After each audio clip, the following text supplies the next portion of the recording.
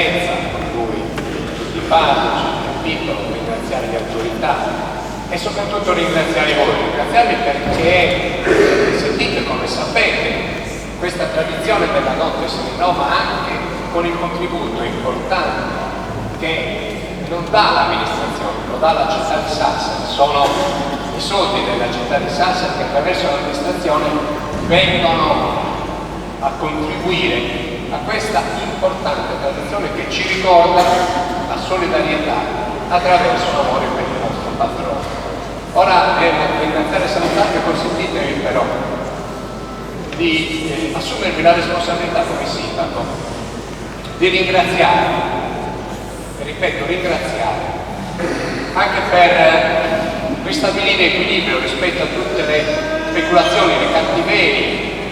e le maldicenze che abbiamo sentito in queste ore, di cui la città, una parte della città, una parte importante della città ha vissuto dei disagi gravissimi per la mancanza di acqua. Ebbene, io mi sento come sindaco di dover ringraziare gli operai dell'ente Acque Sardo che hanno lavorato per ristabilire la continuità di quella condotta. Mi sento di ringraziare Abbanoa, ripeto, Abbanoa,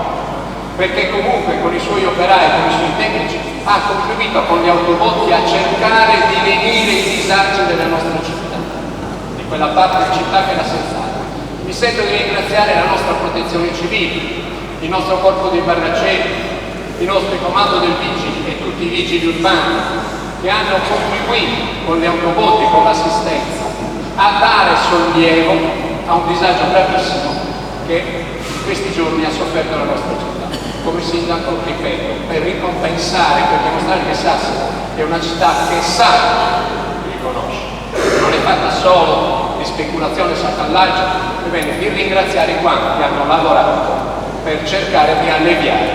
le sofferenze e i disagi che ha sofferto gran parte della nostra città. Io ringrazio loro e saluto tutti voi con i migliori auguri per un San Nicola che sia un'apertura sulla base della protezione che un santo così importante ha saputo darci. Grazie ancora, auguri.